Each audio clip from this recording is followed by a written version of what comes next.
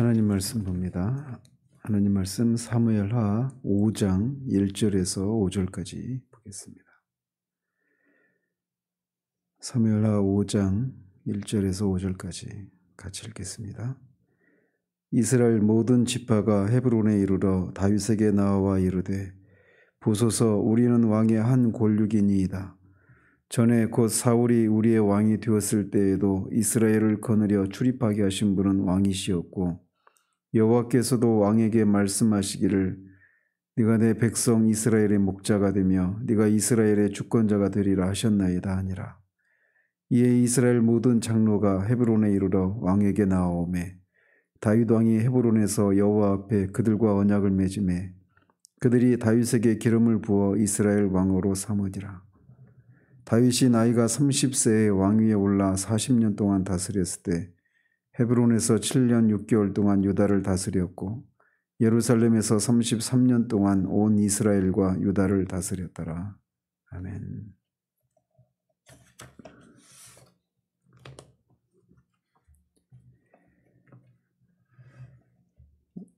5장은 앞에 4장에서 이스라엘의 최고 실력자였던 아브넬이 암살당하고 또 사울 왕의 계승자였던 이스보셋마저 그 부하에게 살해당함으로써 사울 왕가가 완전히 종식을 구하고 이제 다윗이 통일 이스라엘의 왕이 되고 또 수도를 예루살렘으로 천도하고 두 번에 걸친 블레셋과의 전쟁을 기록하고 있는 장입니다.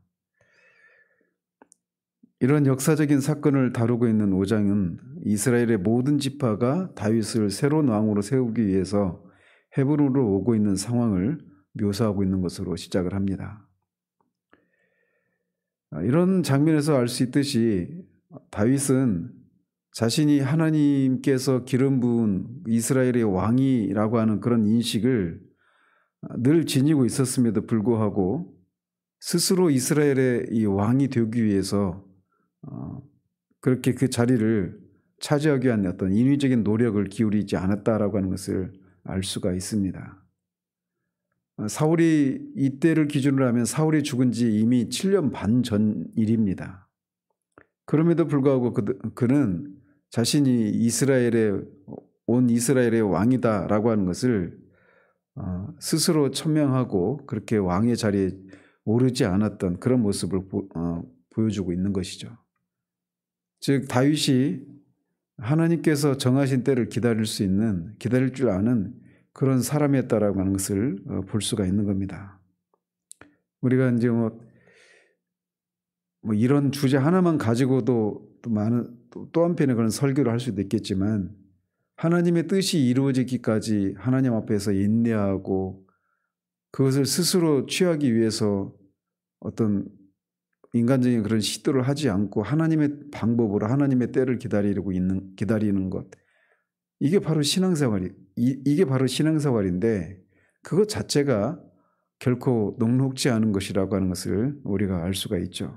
그럼에도 불구하고 다윗은 그 인고의 시절을 이렇게 지나고 하나님 앞에서 그 때를 기다리고 있었던 그런 사람이었음을 여기서 알 수가 있습니다. 그리고 마침내 그때가 되자 이스라엘의 모든 지파가 자발적으로 다윗을 왕으로 추대하기 위해서 이렇게 헤브론으로 올라오고 있는 겁니다. 당시 이 이스라엘의 백성들도 사울이 죽은 지 이미 7년 반이고 북이스라엘의 군대 장관이었던 아브넬도 죽고 이스보셋마저 죽게 되자 더 이상 사울 왕가가 이어지지 못할 것을 알고 이제 다윗에게로 돌아오고 있는 겁니다. 여기에 헤브론에 이스라엘의 모든 지파가 이르렀다 이렇게 말을 하고 있는데 현실적으로 그렇게 가능한 얘기는 아니죠. 그리고 여기서 지파로 이렇게 번역한 단어는 다른 곳에서는 지도자를 뜻하기도 합니다. 그리고 뒤에 3절에도 보면 이스라엘의 모든 장로들이 다윗에게 기름을 붓게 되는 이런 모습을 볼 때 여기서 말하는 이스라엘의 모든 지파는 아마 이스라엘의 대표에 해당되는 그런 사람들이다. 장로들을 포함한 그런 사람들이다라고 우리가 생각해 볼 수 있습니다. 아마도 이들이 이스라엘의 대표 자격으로 왔을 것이기 때문에 이스라엘 모든 지파가 헤브론에 이르렀다, 이렇게 말을 하고 있는 것으로 보여집니다. 한편 이스라엘 지파의 이 대표들과 이 장로들이 자발적으로 이렇게 다윗에게 먼저 나올 수 있었던 것은 앞에 3장에서 아브넬이 너희들이 그렇게 다윗을 이스라엘의 왕으로 세우려고 했던 그런 마음을 품고 있지 않았었느냐라고 말하면서 그가 이제 다윗과 평화 협정을 맺기 위해서 이제 떠나기 전에 그들을 회유했던 그런 장면과 그런 일이 있었기 때문에 이들도 이제 선뜻 이렇게 다윗에게 나올 수 있었던 것으로 보여집니다. 그러면서 헤브론에 이런 이스라엘 사람들이 다윗에게 말하기를 자신들은 다윗과 한 골육이다라고 말을 합니다. 신명기 17장에 보면 이스라엘의 왕이 되기 위해서는 그 사람은 반드시 이스라엘 혈통을 가진 사람이어야 한다라고 하는 그런 조건이 있죠. 즉 이 말은 이 이스라엘 사람들이 다윗과 유다 지파뿐만 아니라 다윗과 한 고륙이다, 이 얘기는 이 다윗에게 자신들도 한 혈통이다라고 하는 것을 말해주는 것이기도 하지만 다윗이 온 이스라엘과 한 혈통으로서 이스라엘의 왕의 자격이 된다라고 하는 것을 말해주는 것이기도 합니다. 특별히 이제 다윗이 시글락으로 블레셋 땅으로 가서 망명을 했던 그런 시기도 있던 터여서 이런 얘기들은 굉장히 중요한 의미가 있는 것이죠. 그가 이스라엘과 단절한 그런 사람이 아니다라고 하는 것을 확인할 그런 필요가 있었기 때문이죠. 그러면서 2절에서도 다윗이 이스라엘의 왕의 자격이 있다라고 하는 것을 두 가지 근거로 그에게 얘기를 합니다. 첫 번째는 사울이 왕으로 있을 때에도 다윗이 이스라엘을 거느려서 출입하게 했지 않았느냐라고 하는 것을 언급하고 있는 내용입니다. 이것을 통해서 이스라엘 지파의 대표들은 다윗이 대적들과의 그런 전쟁에서 이스라엘을 승리로 이끌어서 온 나라의 실질적인 구원자였다라고 하는 것을 고백하고 있는 것입니다. 실제로 그 당시 이스라엘의 왕이 사울이었음에도 불구하고 사울은 이 다윗이 자신의 왕권을 빼앗을 것이다 라고 하는 것을 직감을 하고 다윗이 그렇게 등장한 이후로 계속해서 15년 넘게 그가 살아있는 동안 15년 가까운 세월을 다윗을 쫓기 위해서 그렇게 혈안이 되어 있지 않았었습니까? 그러면서 그런 시간들 동안에 블레셋이 쳐들어오고 이런 상황 가운데 있을 때 다윗이 그일라 사람들을 구하기도 하고 이런 일을 했단 말이죠. 그래서 이런 얘기를 통해서 이스라엘 사람들은 왕의 임무 중에 하나가 무엇이냐면 대적들로부터 백성들을 보호하는 것, 이게 가장 큰 일 아니겠습니까? 그런데 이 사울 왕이 있을 때에도 다윗이 실제적으로 그런 일을 했던 사람으로서 이스라엘의 왕의 자격을 충분히 갖춘 분입니다. 이렇게 고백을 하고 있는 거예요. 이어서 다윗이 이스라엘의 왕의 자격이 있다라고 하는 것을 이스라엘의 대표들은 여호와께서 다윗에게 하신 말씀을 상기시키는 것을 통해서 다윗의 왕권이 하나님의 뜻이다라고 하는 것을 고백하고 있는 겁니다. 그래서 특별히 여호와께서 다윗에게 너는 내 백성의 목자가 되고 이스라엘의 주권자가 되리라 이라고 하는 이런 말을 하셨다라고 하는 것을 백성들이 다윗에게 상기시키고 있는 거죠. 이미 이스라엘 백성들도 하나님이 다윗에게 그렇게 이스라엘의 왕이 되게 하셨다라고 하는 것, 이것이 하나님의 뜻이라고 하는 것을 온 백성들이 다 이제 알고 있는 그런 상황이어서 이들도 이렇게 얘기를 하고 있는 것입니다. 특별히 이스라엘의 왕으로서의 자격을 언급하면서 다윗이 내 백성, 즉 하나님의 백성의 목자가 될 것이다 이렇게 말을 하고 있는데 시편 23편에서도 말씀하고 다윗이 고백하고 있는 것처럼 하나님은 종종 이스라엘 백성들의 목자로 그렇게 비유를 하고 있습니다.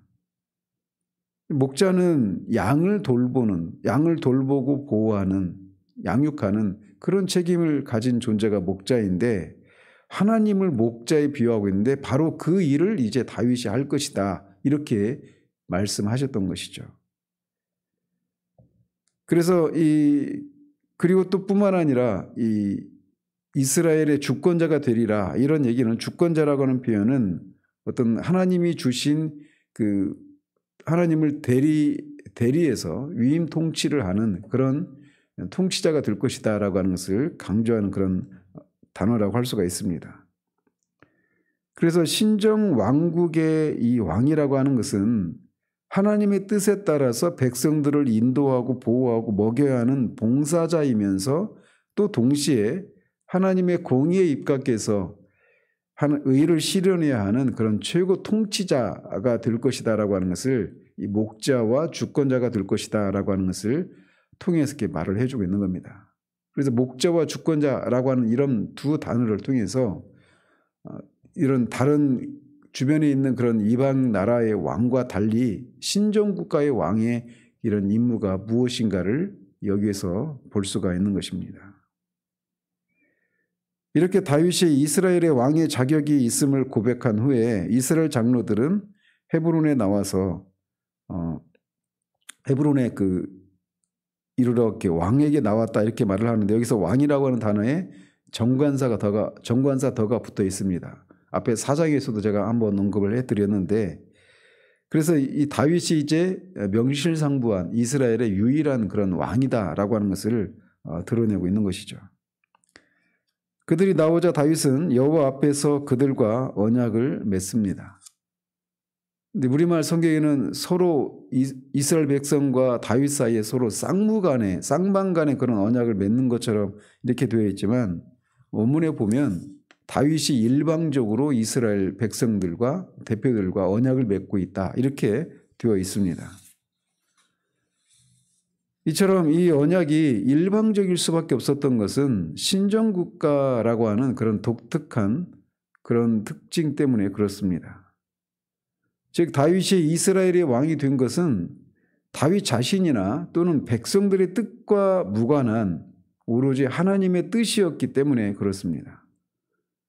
그렇기 때문에 하나님의 뜻에 따라 왕과 백성 간의 이해관계를 따져가지고 협정을 맺던 당시 그런 주변의 나라의 왕이 되는 것은 왕과 백성 간의 서로 이해간의 그런 쌍방 간의 그런 이해관계에 따라서 협정을 왕이 되고 또 백성이 되는 그런 협정을, 언약을 맺는 것이 일반적이었는데, 신정국가는 그게 아니란 말이죠. 하나님의 뜻에 따라서 이 다윗이 하나님의 백성들의 왕이 되는 이런 체제였기 때문에 다윗이 일방적으로 그들과 언약을 맺었다, 이렇게 말을 하고 있는 겁니다. 그렇게 됐을 때 일방적으로 언약을 맺으면 어떤 독재를 할 것에 대한 어떤 염려도 있을 것인데, 이 내 백성의 그런 목자가 될 것이다 라고 하는 이런 말을 통해서 알 수 있듯이, 신정국가의 왕은 자신에게 주어진 이 권세가 어떤 독재를 행하도록 하기 위해서 주어진 권세가 아니라 하나님의 뜻을 따라서 하나님의 백성을 다스리는 그런 왕이라고 하는 이런 사실들을 통해서 그런 독재에 대한 그런 염려들을 우리가 불식시킬 수가 있는 것이죠. 그래서 이스라엘 역사에서 어떤 왕이 선한 왕이냐 아니냐라고 하는 그런 판단 기준은 뭐냐? 그가 하나님의 대리 통치자다라고 하는 그런 인식을 가지고 하나님의 뜻에 따라서 그 나라를 다스리느냐 그렇지 않느냐, 이걸 가지고 선한 왕이냐 아니냐가 판가름이 났었습니다.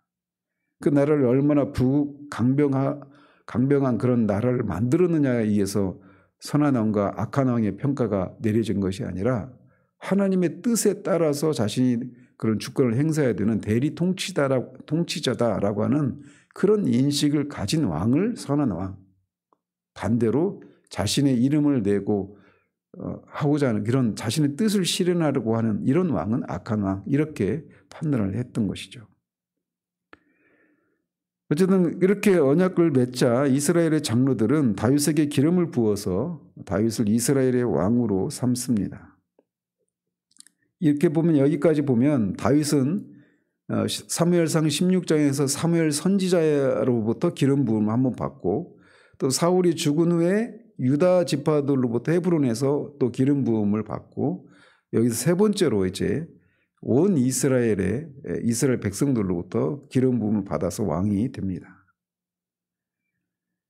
그러면서 4절과 5절은 다윗의 통치 기간을 요약하고 있는데 그가 왕에 오른 것은 30세였고 40년 동안 다스렸다라고 말을 합니다.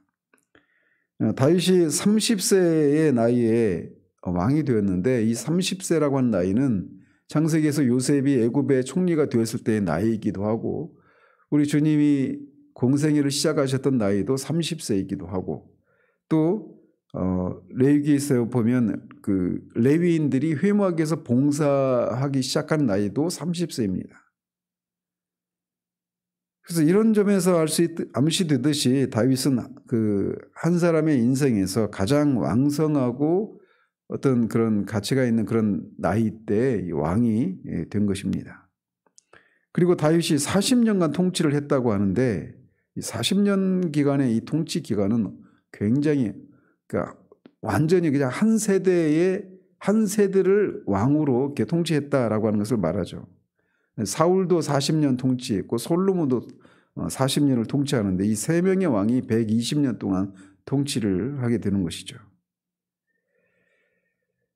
저자는 이 다윗이 70년을 살고 죽었는데 30세에 다스리기 시작해서 70세에 다스림을 끝냈다. 이렇게 그의 인생을 짧게 요약을 하고 있는 겁니다.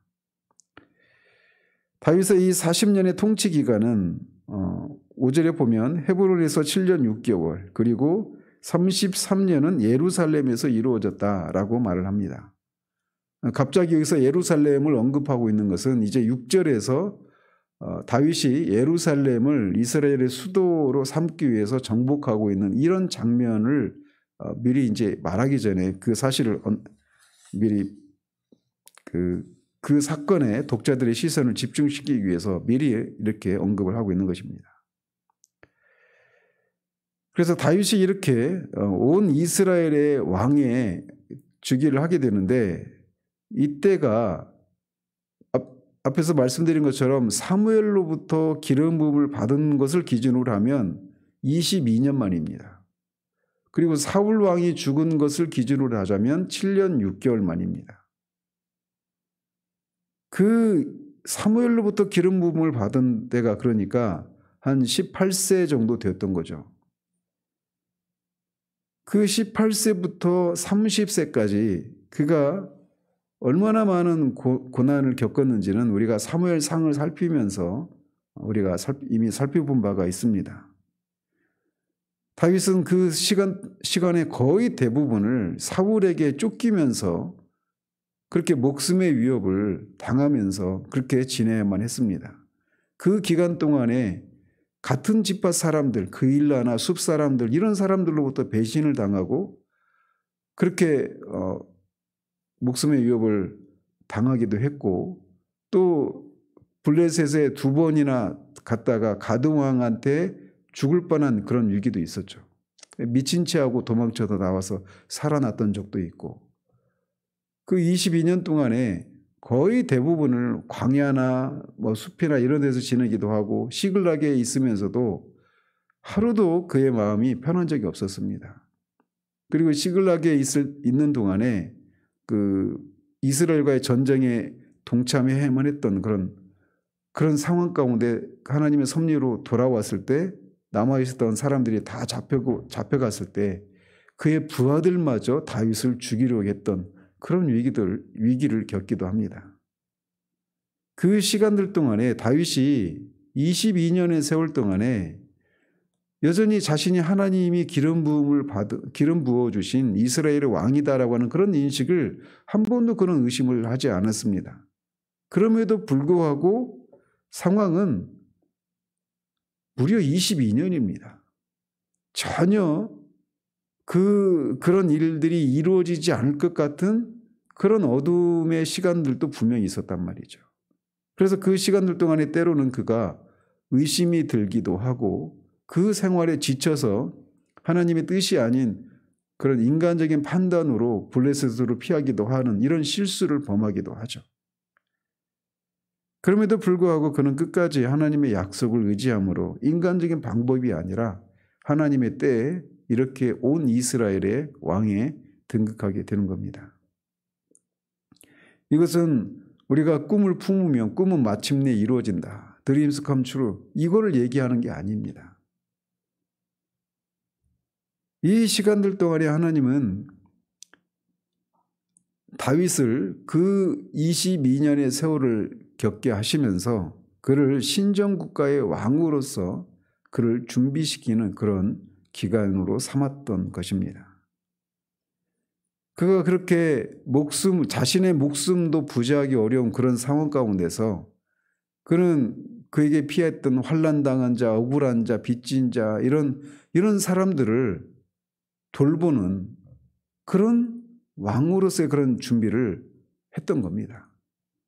우리가 일반적으로 내 코가 석자라고 하는 이런 우리말 속단처럼 내가 힘들면 주변 사람들을 챙기는 건 이건 그 마음이 흘러가기가 쉽지가 않죠. 그런데 다윗은 자신도 쫓기는 상황에서 그렇게 600명, 군사만 600명 있으니까 2,000명, 3,000명은 쫓게 될 사람, 그런 사람들을 이끌고 도망을 치면서 그들의 생계와 생명의 안전을 도모해야만 했고, 그런 속에서 또 그렇게 쫓기면서도 그일라라고 하는 이런 사람들이 블레셋의 침략을 받았을 때 그들을 구해주기도 하고, 그들로부터 배신을 당함에도 불구하고 그 백성들을 위해서 그렇게 자신의 생명을 담보로 해서 그들을 구해주고 도와주는 그런 일들을 했단 말이죠. 그게 바로 왕으로서 해야 될 일인 것입니다.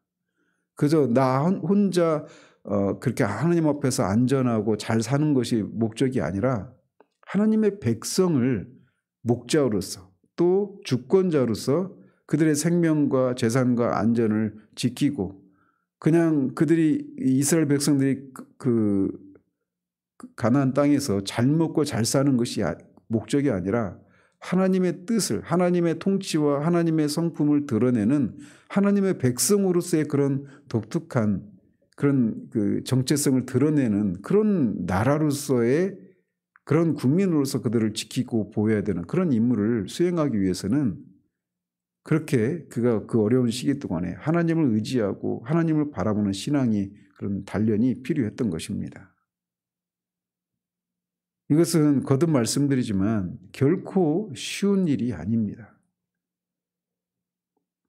이런 다윗의 모습은 우리에게 하나님의 그런 아직 성취되지 않은 약속들을, 개인적인 약속이든 또는 교회를 향해서 하나님이 주신 그리스도를 통한 완전한 하나님 나라의 완성이라고 하는, 새하늘과 새 땅이라고 하는 이 영원한 약속을 우리가 기다리면서 신앙생활을 하고 있는 우리들에게 아주 훌륭한 그런 믿음의 본이 되는 모습이라고 할 수가 있습니다.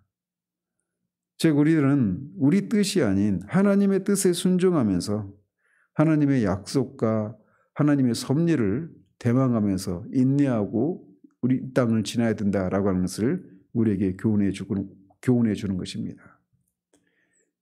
그럴 때 하나님의 뜻은 반드시 이루어집니다.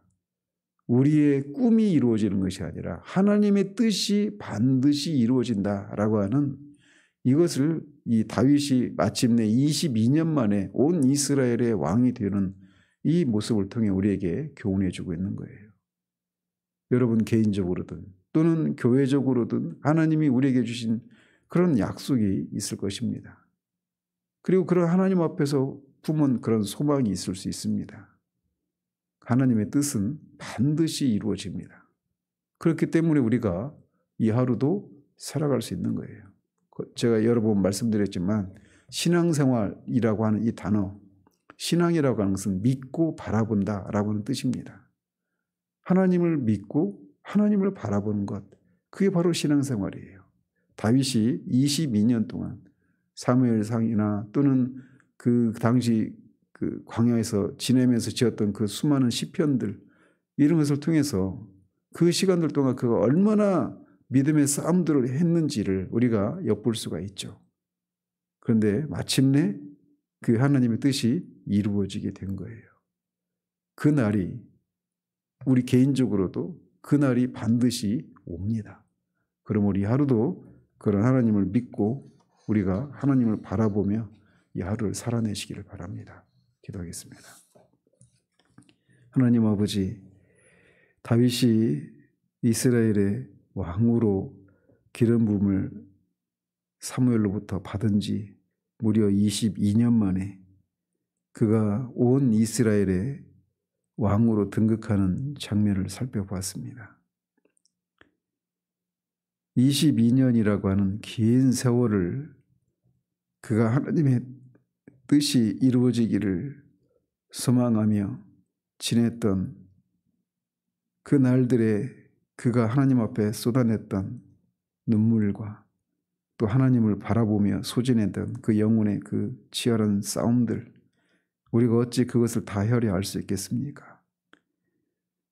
그런데 마침내 하나님의 뜻이 이루어지어서 그가 온 이스라엘의 왕이 되는 이 장면을 통해 우리에게 또 교회를 향해서 하나님이 주신 하나님의 약속이 반드시 이루어질 것이다 라고 하는 것을 우리가 믿고 이 하루도 그렇게 하나님을 바라보며 살아가는 우리들 될 수 있도록 도우시옵소서. 그 시간들이 그냥 마냥 기다림의 시간이기만 한 것이 아니라 그 시간을 통해 하나님께서 다윗을 신정국가 왕으로서의 그런 자질과 소양을 훈련시키고 단련시키셨던 것처럼 우리도 하나님 우리에게 개인적으로든 교회적으로든 주신 그런 약속을 우리가 그게 성취되기까지 그 약속을 우리가 받아 하나님의 어떠하심을 드러내는 그런 사람으로 준비되어지는 시간임을 우리가 알고 이 하루도 소망 가운데 인내할 수 있는 우리들 될 수 있도록 도와주시옵소서. 예수 그리스도 이름으로 기도합니다. 아멘.